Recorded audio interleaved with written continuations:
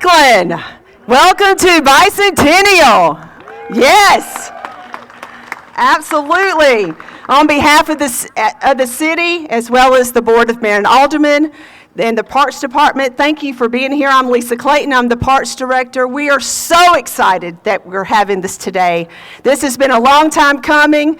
We've got a few people to acknowledge as well as thank, and so many of you were part of this project over time, and so we're just going to celebrate today. It is my honor. We're going to kick it off with our mayor of the city of Franklin. If you can give him a big welcome, Dr. Ken Moore. And thank you, Lisa. What a great crowd, and welcome to Bicentennial Park. Lisa mentioned that this park's planning transcended many different Board of Mayor and Aldermen. And it started with Jerry Sharber, continued with Mayor Tom Miller, then with John Schroer, and then Ken Moore. So today we have a number of our aldermen with us. I recognize the Vice Mayor in the front row. And we have Alderman Berger, we have Alderman Brown, Alderman Baggett. Alderman Baggett is not here. He's on a Mediterranean cruise. Alderman Peterson and Alderman Barnhill, Alderman Blanton, and Alderman Caesar. You know, we often talk about balancing preservation and growth.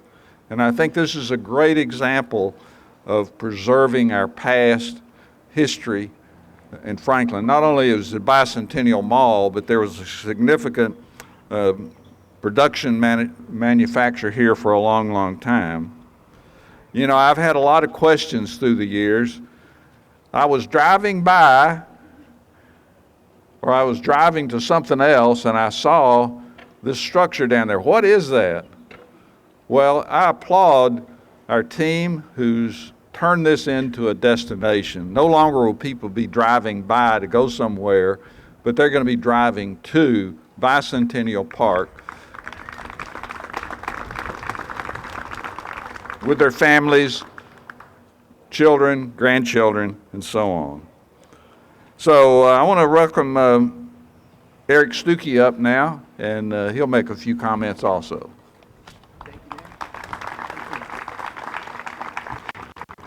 This is a great day in the city of Franklin, and we are just so excited to be to this point, this just milestone moment for our community and for our hardworking city team.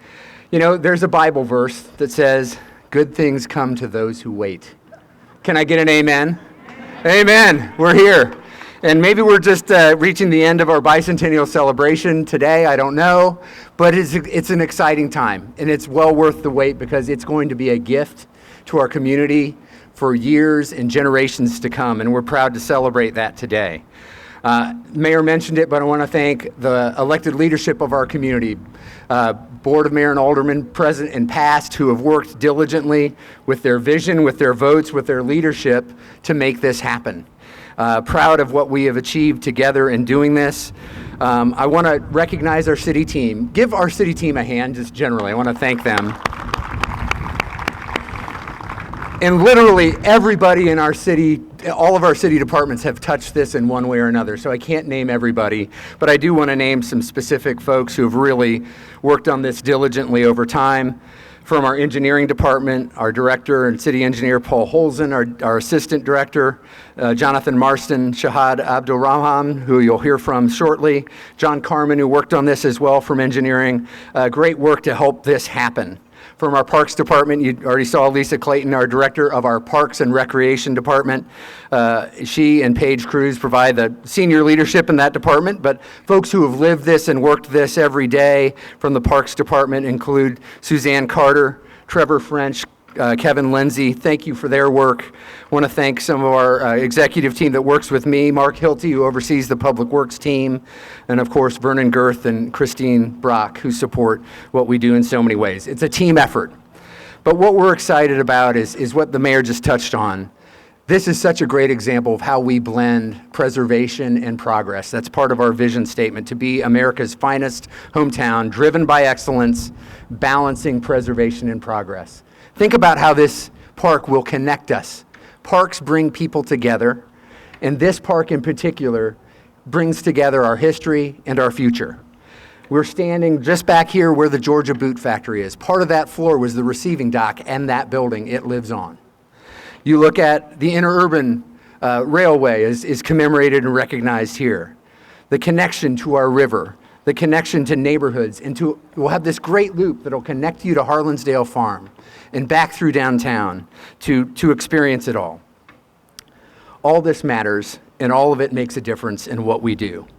Like I said, it's a gift to our community, it's a gift to our future, and we're so excited to be here today and cut a ribbon on a great new destination in Franklin, Tennessee. Thank you.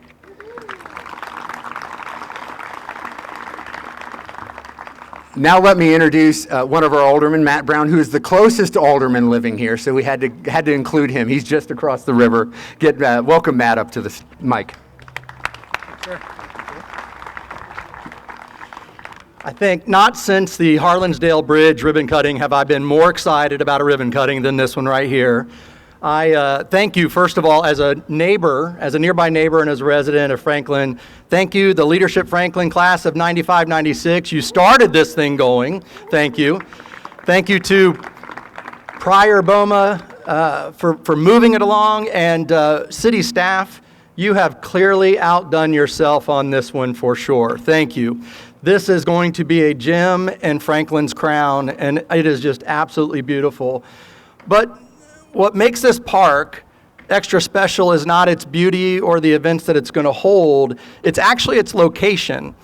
This park is centered right in the middle of our downtown to our south, the factory to our east, and some really great neighborhoods to our west and to our north. For our downtown and our factory businesses, it means economic vitality to our businesses. It means extra foot traffic. It means traffic and events that mean extra people coming downtown and having extra things to do, the extra programming that's there. For our residents that live in these neighborhoods, it means a picnic. It means playing in the park. It means a movie. It means a play, a program, a performance. I have long said to Derek Solomon right across the way in Hard Bargain Association, wouldn't this be an awesome place to hold the Blackberry Jam? I think it'd be a fantastic place to do something like that. This is going to be a really great place to hold events. Yeah, that's worth applauding for. Sorry about that. But it's not even just that it's located in those places. It's also that this park probably has some of the best connectivity as any park in our city.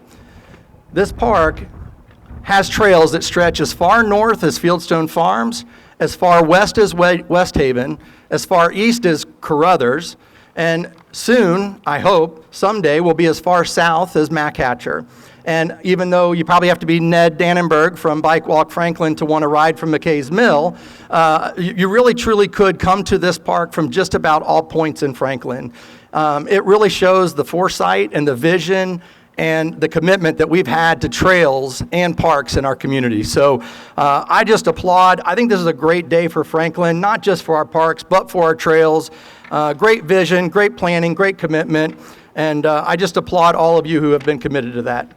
I get the honor next of introducing two such contributors who have helped do that.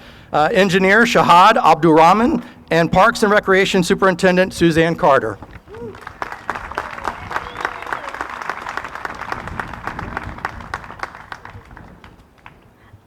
Good afternoon, everyone. My name is Shahad Abdulrahman. I'm an engineer with the City of Franklin. I am also the project manager for Bicentennial Park. Thank you all for being here today on this exciting day for the city. 6 years ago when I started, I sat down with the Parks Department and Lisa shared with me a 20-year-old master plan for this park. And our goal became to bring this park to life. And we really accomplished this today. So thank you all so much for being here. In the flood of 2010, I'm sure a lot of you remember it. I lived just down Del Rio Drive, and I remember my family and I came out here and looked at the flooding, and it got to that stop sign over there in the corner.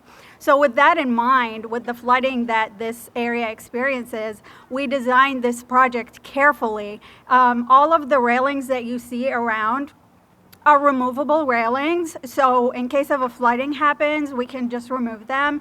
All of the electrical panels are way above the 100 level flooding as well. This project also lays within the historic downtown district, which presents another set of challenges. We had to bring it up to code, as well as keep the historic character for this project, and I think we did a wonderful job at that. To accomplish all this, so many people were involved, and I will thank a few of them. I will repeat thank yous that have already been said, but really, I can't thank this team enough. Our engineering team, John Carmen, he's back here, Ronnie Lane, they worked endlessly every day to accomplish all of what you're seeing here. They did a lot of behind the scenes work to do that. Bristol Snyder with the Stormwater Department, Jonathan Marston, Paul Holzen. Of course, the barge team is over here. They are our design consultant. They brought our vision and they translated it really on paper. So we are very thankful for that. And of course, our contractor, Sane Construction, Mr. Jimmy Sane is actually here today. Don Harrell, we got him out of retirement. And he's here today as well. Jerry Brown, Andy, Andrew Harding, all of them worked tirelessly. And honestly, I was very happy when they won the bid because I've worked with them before and I knew that they take a lot of pride in their work. And when you walk around, you'll see that they meticulously worked on this project. And it just, I couldn't be happier with the end result. I would also like to thank the citizens in this area for their cooperation and patience. We've met with them several times. They walk by and ask us questions, and we encourage the curiosity, and this is your park now. And of course, last but not least, I would like to thank the Board of Mayor and Aldermen for seeing the vision and believing in our team and this project. Thank you all.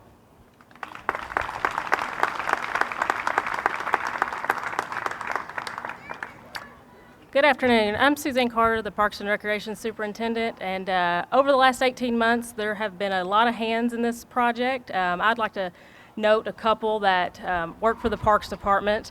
One is Trevor French. He was mentioned earlier. He's our Facility and Maintenance Supervisor, and without his help, this project would not have been as successful. Another who has not been mentioned is James Bilbo, our Landscape and Grounds Supervisor, who was involved in the design of the irrigation and plant material you see today, as well as the detail of the installation. Thank you to both of those individuals for the time that you put into this project. Behind here, I'm going to tell you a little bit about the structure, and then I hope you walk around and take a look and enjoy some of our offerings here. So behind here is 22,000 square feet of covered space. It's the original slab of the boot factory. And then over here you have about 2,000 square feet of pergola that's new. Toward the back, and I encourage you to walk back there, is the new amphitheater. And then out from that is a very, very nice event lawn that's also irrigated, which is also, much of this property is irrigated. As you can tell, the landscaping turned out very nice. So our plans for this facility, you've heard some events and such.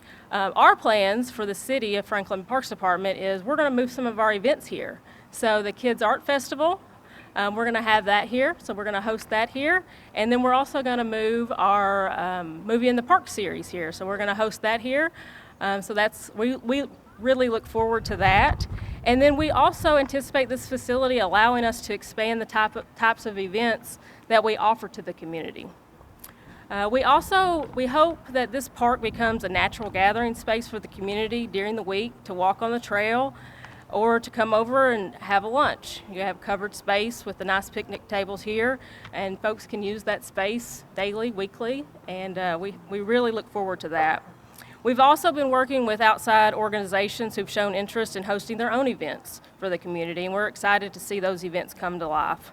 So we're really excited to give this park over to the community and see what the community wants to do with it, and we're here to help. I would like to now welcome back to the podium our Parks and Recreation Director, Lisa Clayton. Thank you.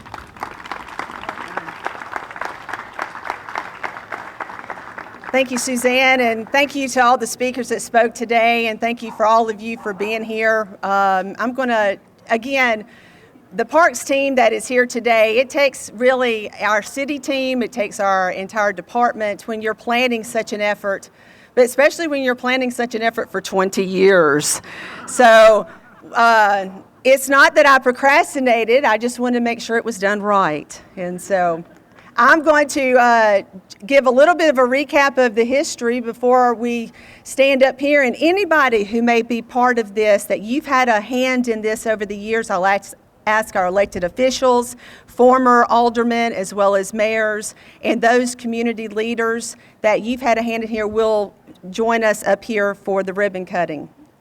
So, 24 years ago, 24, I was brought to this site. A new director hired, you can only imagine my fright. The goal was to take this land and remove a factory and create a park the citizens could use. Only it was drab, dark, and really, really huge. But with a sketch in hand and a fire of determination, I took that drawing and began with community collaboration. A Leadership Franklin project included a park with 13 virtues of Ben of Franklin, with activating the river with so much landscaping. After each revision of the master plan, we would be so close to revitalizing this historic land. However, the flood of 2010 changed everything we thought we knew. So we shelved it for a while until part of the project with MLK Avenue and Point Park grew. With a renewed sense of wonder, a final plan emerged with keeping the original loading dock, the earthworks, and a nod to the inner urban. The plan was fantastic, except for that restroom situation. I'm just sharing. So today is the day this park is finally open. Concerts, movies, theater, events, and more. The quality of life is enhanced in our downtown galore.